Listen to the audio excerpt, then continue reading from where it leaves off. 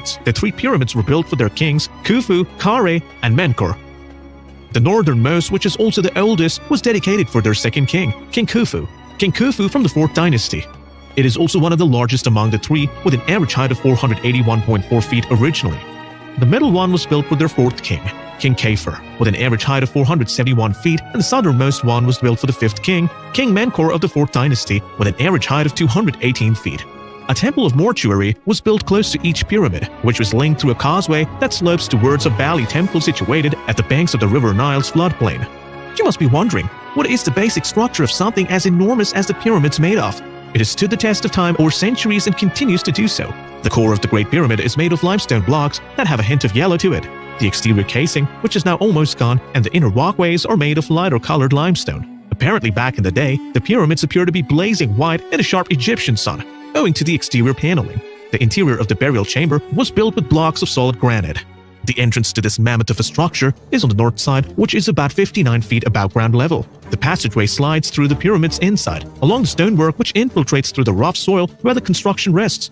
It finishes in an incomplete underground chamber. A descending passage branches out into a climbing hallway which leads to the chamber of the queen, and to an incredible gallery which is 151 feet high. From the upper end of the gallery, a narrow and long passage leads to the king's prime chamber. The whole room is lined with granite, including the roof.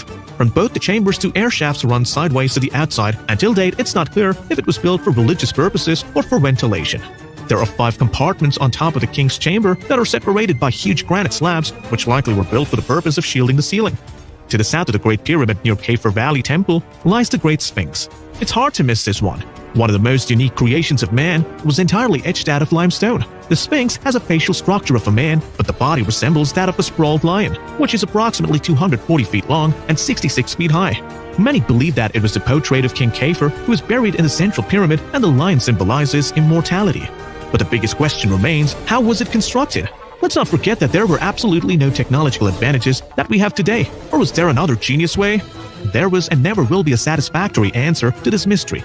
After many theories and tremendous research, the most accepted assumption is that the workers might have used brick, sand, and earth to increase the height and length of each pyramid. The blocks of stone were taken up through the ramps using sledges, levers, and rollers. It was also theorized that it almost took 20 whole years to construct with an approximate 100,000 men, who were basically agriculturist laborers, were required to put up this gigantic tomb. Let's assume the ramp was built. Here's another question that comes to mind. How could it reach the top? Was it built straight or in a spiral way? As the ramps were dismantled once the pyramid was completed, there were only fragments of evidence left for the archaeologists to study on. The builder faced a new task when they were positioned to fit the blocks together. Surprisingly, in such a precise build, a large proportion of the internal stones were unfinished. The gaps between them were filled with rubble and gypsum mortar. However, few archaeologists found new evidence that maybe only a limited few may have worked permanently rather than seasonally, and that approximate 20,000 men supported by bakers, priests, physicians were enrolled with this massive task. However, with time, more theories have come out.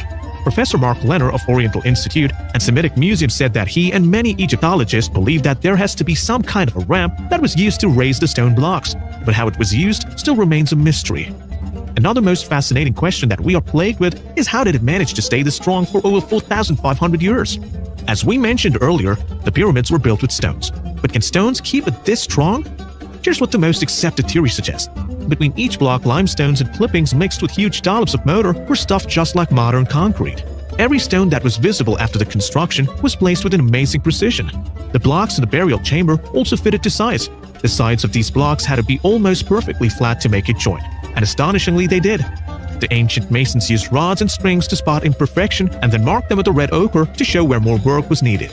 By using 2 further tools, one flint scraper and 1 sandstone rubber, the mason used them as a guide to scrape away the high point line.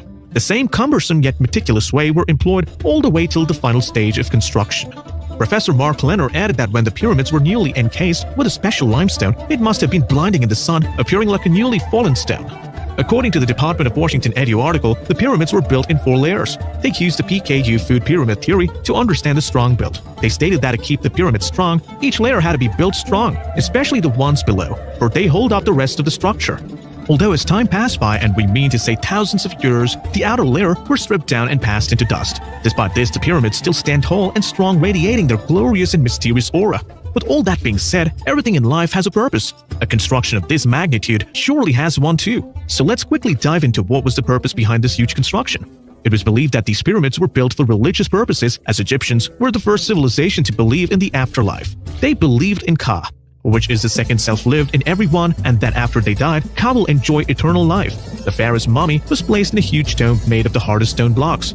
Egyptians who ranked high in class often wanted to take the most prized possession with them after death, and that is why a great deal of gold, silver, and bronze artifacts were put inside the tomb.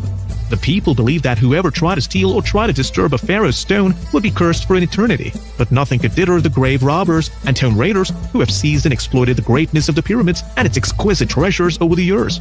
Archaeologists even today continue to debate the reason behind the construction. So if the pyramids were not intended for burial purposes, then why were they built? Is there any connection between Giza and other pyramids in the world? David Childress, author of Lost Cities and Ancient Mysteries of South America, said both Mayans and the Egyptians have legends that God came down and gave them instructions to build pyramids. Now, is that a fact or fiction? We don't have sufficient evidence to prove either side.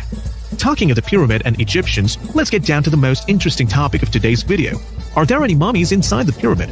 Archaeologist Deborah Sweeney from the Tel Aviv University told Jewish News that pyramids were definitely used as tombs.